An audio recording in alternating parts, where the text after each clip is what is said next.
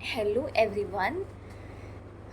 तो आज मैं करने जा रही हूँ कोर टास्क नंबर 7। तो ये टास्क हमारा है ब्लॉक करेक्शन टेक्निक। तो ब्लॉक करेक्शन टेक्निक के अंदर 3 पार्ट आते हैं। पहला है पोस्ट ब्लॉक।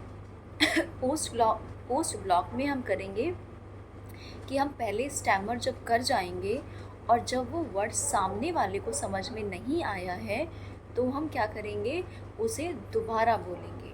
जैसे मैं चैप्टर पढ़ने जा रही हूँ सच्चा पंडित। तो एक बार देखते हैं इसे।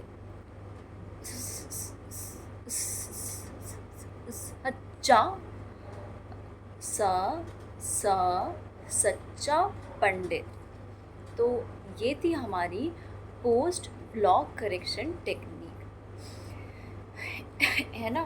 तो एक बार सबसे पहले हम पोस्ट ब्लॉक करेक्शन टेक्निक का इस्तेमाल करते हुए पूरा एक बार पढ़ लेते हैं। राजा विक्रमादित्य ने एक बार फिर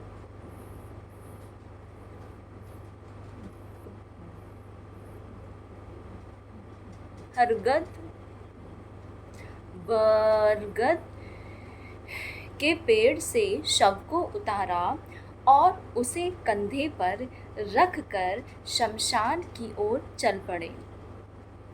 वेताल ने उन्हें कहानी सुनानी शुरू की। एक समय की बात है,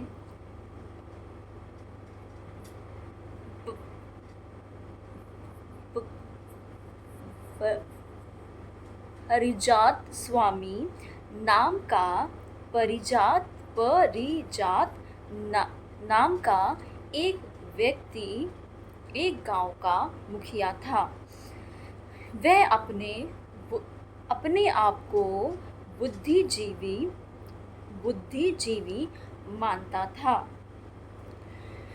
और गांव के लोगों के बीच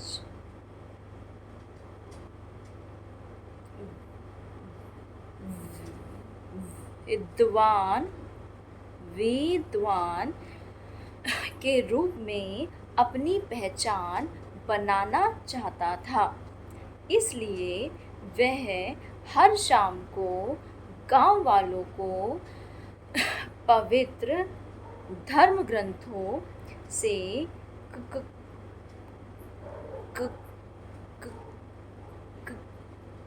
कहानियाँ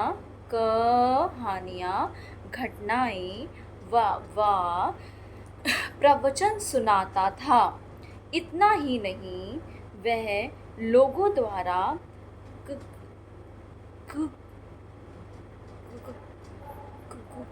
कहानी व घटनाओं से संबंधित पूछे गए प्रश्नों का जवाब भी देता था। तो ये हुई हमारी post block correction technique. Okay, तो अगली टेक्निक हम करने जा रहे हैं इन ब्लॉक करेक्शन टेक्निक। तो इन ब्लॉक करेक्शन टेक्निक में क्या होता है कि जब हमें बोलते हुए ब्लॉक आ जाए तो वहीं पे रुक जाएं, सांस लें और जिस भी टेक्निक में आप कंफर्टेबल हो हैं उस टेक्निक का यूज़ करते हुए अपनी बातों को कंप्लीट करें। तो चलो देखते हैं।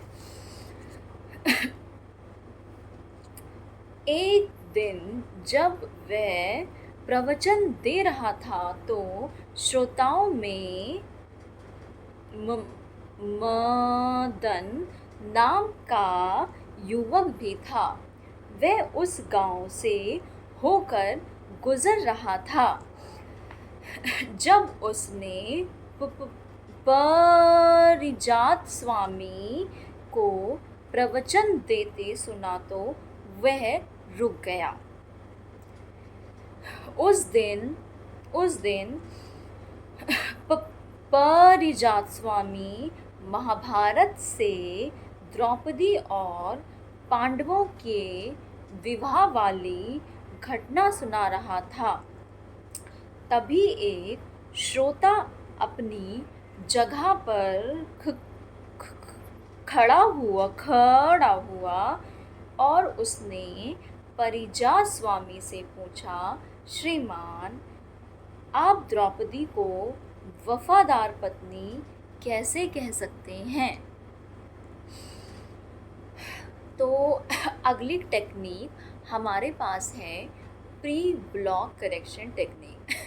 बिकॉज ज़्यादा टाइम पे क्या होता है कि हमें पहले से ही पता चल जाता है कि हमें कहाँ पे ब्लॉक आने वाला है। तो उसके लिए हम अपनी मनपसंद और जिसमें हम कंफर्टेबल फील करते हैं उस टेक्निक का प्रयोग हम कर सकते हैं। तुम्हारे प्रश्न का उत्तर तुम्हारे प्रश्न में ही छिपा है, इसमें मैं क्या जवाब दूं? परिजा स्वामी ने मुस्कुराते हुए कहा। एक दूसरे श्रोता ने पूछा, पंडित जी, राम ने सीता को बिना किसी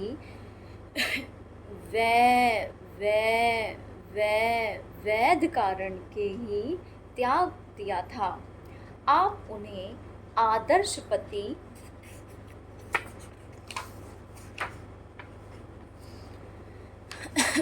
कैसे कह सकते हैं? परिजा स्वामी ने झुंझला कर कहा, यह तुम सीता से जाकर पूछो, मुझसे नहीं। इस तरह के सवाल सुनकर मदन को लगा कि परिजा स्वामी लोगों के प्रश्नों का सीधा जवाब नहीं दे रहे हैं। उसे यह भी एहसास हुआ कि लोग भी उसके जवाबों से